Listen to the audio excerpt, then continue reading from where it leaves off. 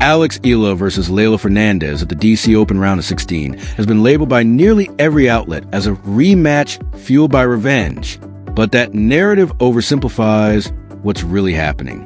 Calling this a grudge match ignores a far more compelling story unfolding beneath the surface. This isn't a true tennis rematch at all. It's an entirely different battle featuring the same two players. Looking back at their previous meeting, the score lines, the playing surfaces, and the progress both athletes have made over the past 3 months, it becomes clear that their upcoming clash is about much more than settling old scores. When they met in Stuttgart in April, Fernandez defeated Eala 6-1, 6-4 on clay, a surface where Alex was still trying to find a rhythm after a difficult start to the clay court season. Fernandez, a left-hander with years of experience on European clay, was competing under conditions that clearly favored her, while Eala was still adjusting her movement and building confidence on the surface. Fast forward to Washington, and everything has changed. They're playing on hard courts. Both players are in different physical and mental form, and their seasons have evolved dramatically. So when people say Alex is simply chasing revenge, they're missing the bigger picture. This isn't about getting even for a loss in April. It's about seeing how far she's come and proving herself in conditions that are far better suited to her game. Let me explain why I believe the change in surface is far more important than most match previews are acknowledging.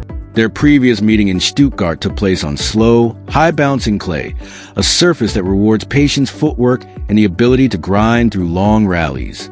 Alex Eala's game, however, is built around hitting the ball flat and taking it early, which is far less effective on clay where she has to generate her own pace and construct points from the ground up. Back in April, she was also still adjusting to the surface, and her movement into the corners wasn't at the level it needed to be. Washington's hard courts present an entirely different challenge. The lower bounce and faster pace allow Eala to strike through the ball with much greater confidence, taking valuable time away from her opponents instead of having to create opportunities herself. Her impressive Wimbledon campaign proved exactly how dangerous she becomes under those conditions. That run, not the Stuttgart result from 3 months ago, is the real story heading into this match. She upset 29 seed Renata Zarazua, battled through a tough test against Maya Joint, and then produced the biggest victory of her career by eliminating defending champion Barbara Krejcikova in the 3rd round. In doing so, Eala became the first Filipina in the Open era to reach the round of 16 at any Grand Slam, and the first Filipino player ever to defeat a reigning Grand Slam champion at Wimbledon. Although her tournament ended with a hard-fought 3-set loss to Jasmine Paolini, she had already exceeded every expectation. Add in her semi-final run at the Berlin Open, where she defeated 2 top 10 opponents before falling to Linda Noskova, who would later go on to win Wimbledon. And it's easy to understand why Eala arrives in Washington ranked a career-high world number 28, playing the best tennis of her young career. This is not the same Alex Eala who lost in Stuttgart. Not even close. To understand why, you have to look at her entire 2026 season instead of focusing on a single result. Eala began the year ranked world number 32, a remarkable leap from world number 140 just 12 months earlier. She climbed to a career-high ranking of number 29 in March after reaching the round of 16 at Indian Wells, but her momentum stalled during the clay court season. Losses to Jelena Ostapenko, Leylah Fernandez in Stuttgart, an early exit at the French Open against Iva Jovic made it look as though her progress had hit a wall. But that version of Eala was in the middle of the slump, not at the peak of her game. She was struggling to find confidence on a surface that has never suited her style, and the moment the tour shifted to grass, everything changed. Her form returned almost immediately, proving that the Stuttgart defeat was more a reflection of timing and conditions than the true gap between the two players. That's why I believe that result tells us very little about how this matchup will unfold on a hard court in Washington. At the same time, Leylah Fernandez deserves plenty of credit because her journey back to this stage has been anything but easy. During her French Open quarterfinal, she suffered a serious grade 3 foot fracture that forced her to miss the entire Wimbledon championships, where she had important ranking points to defend. Injuries of that severity don't simply disappear. They often affect a player's movement and confidence for months after returning. Despite that setback, Fernandez has come back impressively as the number 7 seed and the defending DC Open champion. She opened her title defense with convincing 6-1, 6-4 victory over Mubadala, reminding everyone that she's still one of the toughest competitors on tour and more than capable of challenging anyone when she's healthy. But I keep coming back to one question whenever I watch Leylah Fernandez's movement. Is she fully trusting that injured foot under pressure, or is there still a slight hesitation every time she plants and changes direction? Even the smallest amount of caution can make a difference at this level. If she's still protecting that foot, even subconsciously, it could create exactly the kind of opening that Alex Eala thrives on. Eala loves to inject pace into rallies, change angles early, and force her opponents to react quickly over the course of long, physical matches. There's also a fascinating tactical element to this matchup that many previews have overlooked. Both Eala and Fernandez are left-handed players with two-handed backhands. It may sound like a minor detail, but it completely changes the geometry of the match. In many lefty versus righty contests, the battle revolves around four-handed backhand exchanges, with each player trying to expose the other's weaker wing. Here, that natural advantage disappears. Instead, this becomes almost a mirror match, with both players looking to control the same cross-court patterns, and neither enjoying an automatic strategic edge. That means the outcome will depend less on exploiting a favorable matchup and more on execution under pressure. Who serves better in the big moments, who takes the ball earlier, and who handles the critical points with greater composure.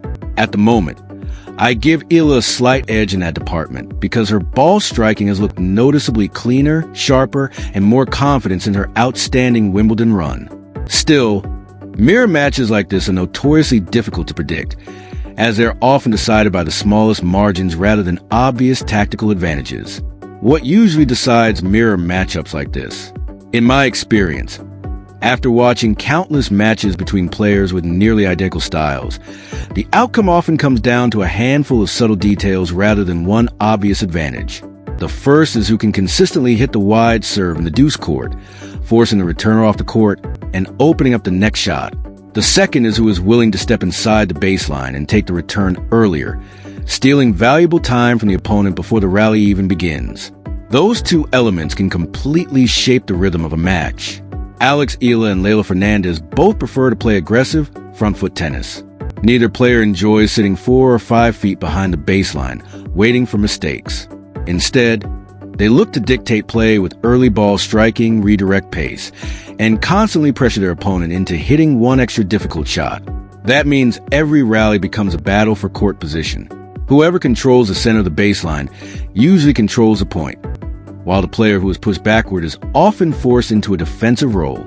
If either Eala or Fernandez starts retreating even a step or two behind the baseline, the momentum of the rally can change almost instantly. Over the course of 2 or 3 sets, those tiny positional battles add up and often determine the final result. Another area that deserves close attention is the second serve. At this level, second serves are often where momentum swings are created. Fernandez has built a reputation as one of the tour's more aggressive returners when she sees a slower second delivery.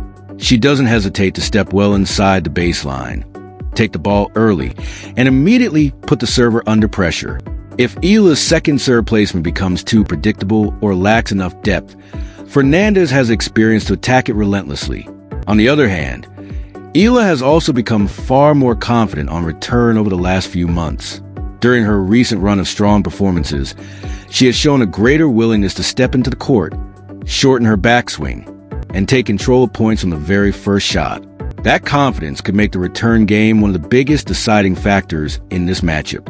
The opening few games will also be incredibly important. If Eala starts quickly, holds serve comfortably, and begins finding her forehand angles early, she could immediately put pressure on Fernandez, who is still working her way back after a lengthy injury layoff. Confidence builds quickly in tennis, and when a player like Eala starts swinging freely, her aggressive style becomes much harder to stop. However, if Fernandez settles into the match first, starts extending rallies, and forces Eala to hit extra balls under pressure, the defending champion's experience could begin to show. These are two players who thrive when they feel in control, so whoever establishes that control first could gain a significant mental advantage. What makes this matchup even more fascinating is that neither player has an obvious tactical edge. Because they're both left-handed with similar backhand mechanics, The usual patterns that exist in lefty versus righty contests simply don't apply here. There is no automatic forehand to backhand advantage for either player. Instead, they'll be competing over the same cross-court exchanges, looking for the same openings, and try and win the battle of timing rather than geometry. That creates a match where execution matters more than strategy. It's less about discovering a weakness and more about who can consistently perform their strengths under pressure. Beyond the scoreline itself, there's another storyline that deserves just as much attention: the rankings. Eala enters this hard-court swing in an outstanding position because she has only around 70 ranking points to defend for the remainder of the summer. She already has a first round bye secured for the National Bank Open in Toronto, while most of her remaining points come from a second-round appearance at last year's U.S. Open. That is an unusually favorable situation for a player who has been producing the best tennis of her career. Every victory from this point forward has the potential to push her even higher up the rankings without requiring her to defend major results. In other words, the pressure is relatively low, but the potential reward is enormous. A win over Fernandez would be about far more than advancing to the next round. It would strengthen Eala's growing reputation as a genuine threat on hard courts and provide another statement victory over an accomplished Grand Slam finalist and defending DC Open champion. It would also continue the momentum she built with her breakthrough performances on grass and reinforce the belief that her rise into the world elite is no longer a temporary surge, but the beginning of a sustained climb. For Fernandez, the stakes are equally significant. As a defending champion, she'll be fighting to protect valuable ranking points and prove that she's fully recovered from the foot injury that disrupted her season. That's why this match feels so compelling. It's not simply a rematch from Stuttgart or a story about revenge. It's a meeting between two talented left-handers at very different stages of their journeys. One trying to confirm her arrival among the sport's elite, and the other determined to remind everyone why she has already been there. That combination makes this one of the most intriguing matches of the DC Open. A victory over a former U.S. Open finalist and a defending DC Open champion would mean far more for Alex Eala than simply adding another win to her record or collecting valuable ranking points. It would significantly strengthen her resume at exactly the right time in the season, sending a clear message to tournament organizers and seedings committees in Toronto, Cincinnati, and the U.S. Open that she deserves to be viewed as a legitimate contender rather than just an exciting breakthrough story.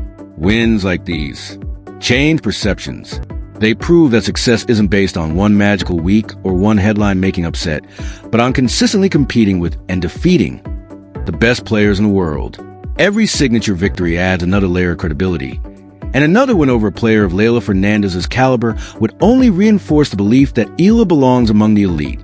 For Fernandez, however, the stakes are just as significant.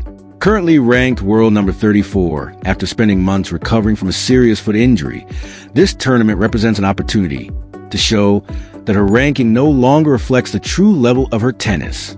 Rankings often lag behind a player's actual form, especially after long injury absences, and Fernandez knows that better than most. Her career already includes 5 WTA singles titles, and tennis fans haven't forgotten the remarkable run she produced at the 2021 U.S. Open as a teenager. During that unforgettable tournament, she defeated Naomi Osaka, Alina Svitolina, and Aryna Sabalenka before reaching the championship match, establishing herself as one of the brightest young stars in the sport. Those achievements didn't happen by accident, and she's determined to prove that she remains capable of competing at that same level once again. Looking beyond this single match, there's an even bigger story developing. Both of these players are still writing the next chapter of their careers.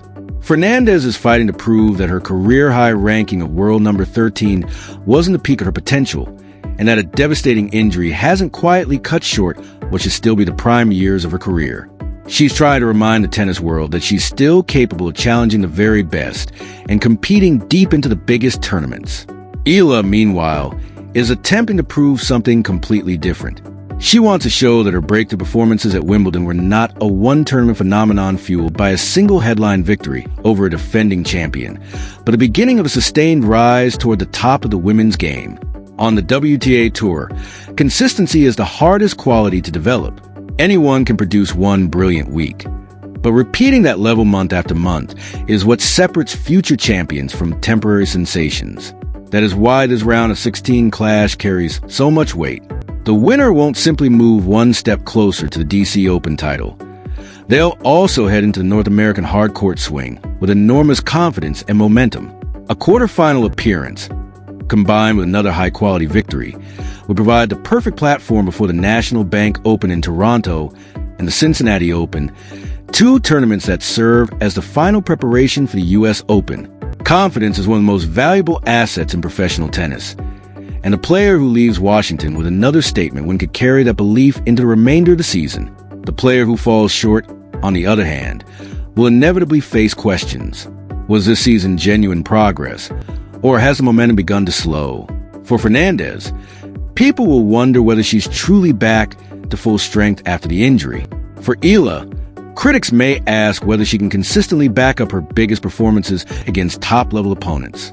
Those questions are unavoidable in a sport where every result is analyzed, but one match rarely tells a complete story. That's why I don't believe this contest should be viewed through the lens of what happened in Stuttgart 3 months ago. That clay court meeting took place under completely different circumstances, on a completely different surface, with two players whose careers have changed dramatically since then. Washington presents an entirely new challenge, and the version of Alex Eala stepping onto the hard courts today is far more confident, experienced, and dangerous than the player Fernandez defeated back in April. At the same time, Fernandez has shown tremendous resilience simply by returning from a major injury and immediately competing at a high level once again. When the first ball is struck, none of the conversations about Stuttgart, revenge, or past results will matter anymore. What will matter is who serves better under pressure, who controls the baseline, who handles the biggest moments with greater composure, and who seizes the opportunities when they appear. By the time the final point is played, I believe the tennis world will be talking less about a rematch and much more about what this match revealed regarding the future of two of the sport's most exciting young left-handed stars. Regardless of who advances, this showdown has all the ingredients to be one of the defining matches of the DC Open and another important chapter in the careers of Alex Eala and Leylah Fernandez.